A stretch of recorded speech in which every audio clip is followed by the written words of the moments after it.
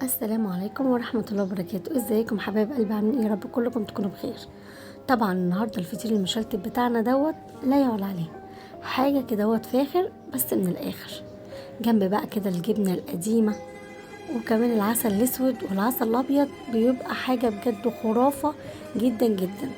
طبعا زي ما انتم ما شايفين كده الترويقة بتاعته حلوة جدا ومورقة جدا جدا جدا وطري، بس هو طالع سخن جدا جدا جدا. يلا بينا بقى نشوف احنا عملناه ازاي ومقاديرنا ايه. اول حاجه معانا كيلو من الدقيق، جميع الاستخدامات اللي هو 72%، استخراج 72%. علشان خاطر نعرف الدقيق بتاعنا حلو ازاي، هنلاقي الدقيقة بتاعتنا فيها سنة صفار، يعني حتى واحنا بنعجنها كده بيبقى فيه سنة صفار، وهو اللي بيبقى احنا طالبينه. علشان خاطر بيدينا فرد للعجين حلوة جدا، مسافة ما بيرتاح تلاقيه فرد معانا وبقى حلو قوي. هنا هنفضي كيلو الدقيق كله. طبعا انت حابه ان انت تضاعفي الكميه، مفيش اي مشكله خالص، هتمشي برضو على نفس المقادير. هنا انا حاطه 3 معالق من السكر ورشه من الملح، يعني حوالي ربع معلقه كده من الملح. طب السكر مش كتير وهيخلي العجينه بتاعتي مسكره، بالعكس هيخلي العجينه بتاعتنا حلوه جدا جدا، والسكر بيديني طعم حلو جدا للفطير بتاعي. هننزل دلوقتي بالميه، والميه بتاعتنا ما بتبقاش ميه فطله، لا الميه بتاعتنا بتكون ميه دافيه او ازيد من الدافيه شويه، بتديني تريحه حلوه جدا للعجين، وبتخلي لي العجين بتاعي بيريح معايا اسرع. اي حاجه دافيه في قلب العجين بتخلي لي العجين بتاعي يريح اسرع، هي والزيت الاتنين في الفطير ما بنقدرش نستغنى عنهم.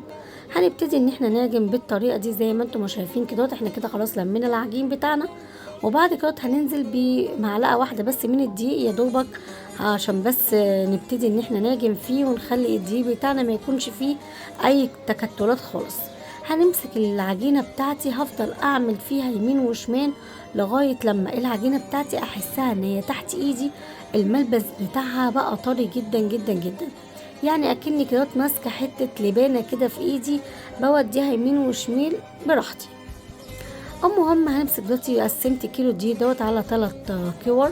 طبعا قبل ما اكور الكوره بتاعتي بمسكها شويه في قلب الرخامه، ببتدي طبعا ان انا اعمل فيها، وبعد كده امسكها بكورها بالطريقه ديت.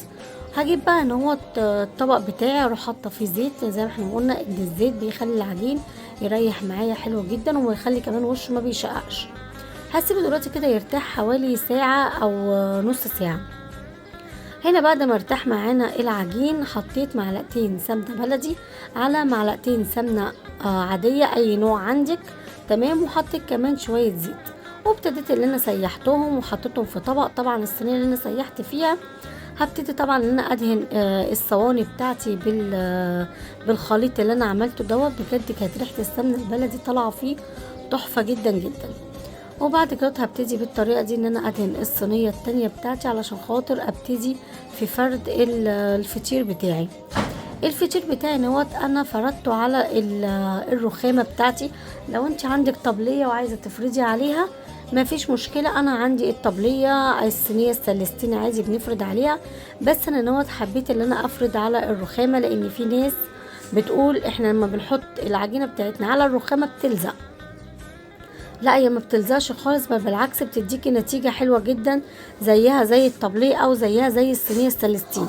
بس اهم حاجة ان انت تكوني حاطة زيت او سمنة تحت العجينة. اللي حابب يفرد بالدقيق ما فيش اي مشكلة خالص يا جماعة، لان في ناس بتقول احنا بنفرد بالدقيق ما بنفردش بالزيت ولا السمنة، برضو ما فيش مشكلة سواء كده ولا كده العجينة بتاعتنا اهم حاجة تكون مفرودة معانا كويس قوي وتطلع معانا رقيقة.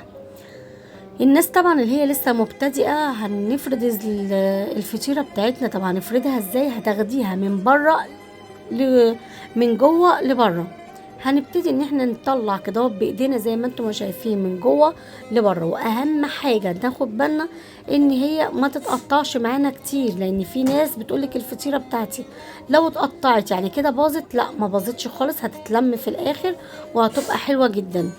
فما تقلقوش منها، بس برضو على قد ما نقدر ان احنا ناخد بالنا من تقطيع العجينة بتاعتنا. اهم حاجة برضو في الفطيرة بتاعنا ان هي بتبقى رقيقة، عايزة اكنها كده هوت ايه منديل، خفيفة جدا.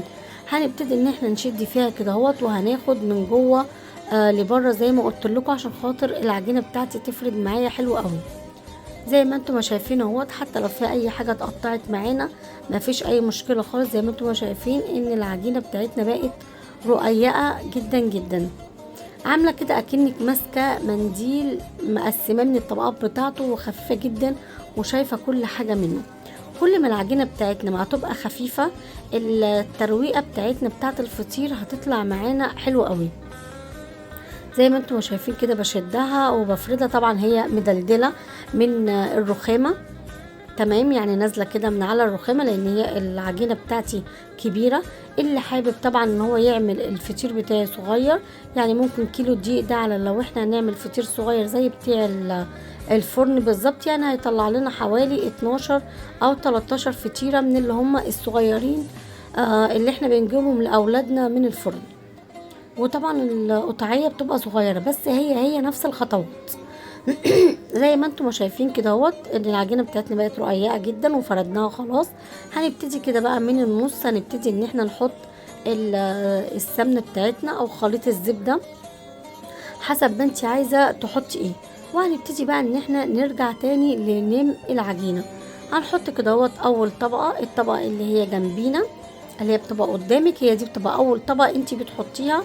وبعد كده هناخد حته سمنه ونحطها برضو على الجزئية ديت. وبعد كده هنمسك الجزء التاني هنطبقه عليها بالطريقة دي. حطي العجين يكون متساوي، ما تحطوش يكون مكلكع على بعضه، عشان لو انت حطيتيه يكوني مكلكعة على بعضيها هتحسي ان العجينة بتاعتك بعد ما تستوي ان هي لازقة في بعضيها وتبقى تخينة، مش هتبقى رفيعة كده ومورقة. زي ما انت ما شايفه كده، ما بين كل طبقه وطبقه بدهن بس ايدي سمنه وبحط لها كده سمنه. هناخد بالنا طبعا احنا ما نكترش السمنه، عشان خاطر ما تبقاش الفطيره بتاعتنا بتبقى دسمه قوي وهتبقى مسمنه جدا. هنبتدي كده نطبقها بالطريقه دي زي ما انتم ما شايفين. هنرجعها تاني، هتعمل زي الكوره اللي احنا عملناها اول مره. ادينا كده احنا رجعناها كوره تاني. هنحطها بقى في قلب الصينية بتاعتنا اللي احنا دهنينها الخليط بتاعنا، خليط السمنة والزبدة والزيت. هنبتدي بقى نخلص كل العجين بتاعتي دي كده اول واحدة هترتاح معانا، وهي ديت اللي احنا هنفردها وهندخلها الفرن اول واحدة. هنبتدي بقى نعمل نفس اللي احنا عملناه في اول فطيرة هنعمله في الفطيرتين التانيين اللي احنا هنفردهم، وهنحط السمنة عادي خالص. وبعد كده هنبتدي ان احنا نرجعهم كورة تاني ونحطهم. شايفين دي اتقطعت معايا خالص لان ما كنتش دهنه ايدي كويس، تمام، بس ما فيش اي مشكلة خالص، هتطلع برضو فطيرة. حتى لو اتقطعت مننا ما تقلقوش، هتتلم، ما فيش اي مشكلة خالص في الفطير بتاعنا. زي ما انتم شايفين كده هنبتدي بقى ان احنا نطبقها طبقات على بعضيها، وما بين كل طبقة وطبقة هنبتدي ان احنا نحط السمنة. في المرحلة دي كده لو انت حابة بقى تحشي اي حاجة، سجق مفروم ميكس جبن، بتبقى حلوة جدا جدا جدا. ان شاء الله بإذن الله في حلقة جاية هعمل لكم الفطير الشرقي اللي بيبقى بقى بميكس الجبن او بالسجق وباللحمه المفرومه بالصلصه، بجد بيبقى طعمه حلو جدا جدا جدا. دي كده تالت فطيره معايا. الفطير ما بياخدش معانا وقت خالص يا جماعه في الفرد، يعني بلاش بقى غلاء بقى الاسعار والاستغلال اللي بره. الفطيره بتجيبيها رفنعه جدا كده وما بتبقاش كده حلوه كده ولا ليها طعم زي اللي احنا بنعملها في البيت بالامانه. وتلاقيها ب25 جنيه، واللي يقولك ب30 جنيه الفطيرة المشلتتة. طب وليه يا جماعة؟ احنا نعملها في قلب بيتنا، والله العظيم بجد الفطير ما بياخدش وقت ولا بياخد اي مجهود. كده بقى احنا سيبناه الفطير بتاعنا يرتاح، وبعد كده هنفرده في قلب الفرن في قلب الصواني وندخله الفرن. وكده استوى الفطير بتاعنا، وزي ما انتم ما شايفين مورق جدا جدا وحلو قوي، واللون بتاعه كمان تحفة. بس هو طبعا لسه خارج وسخن جدا، شايفين لونه احمر جدا وجميل. دي طبعا كانت اول واحده عملناها، دي اللي هي بردت معانا شويه زي ما انتم ما شايفين كده، لونها حلو قوي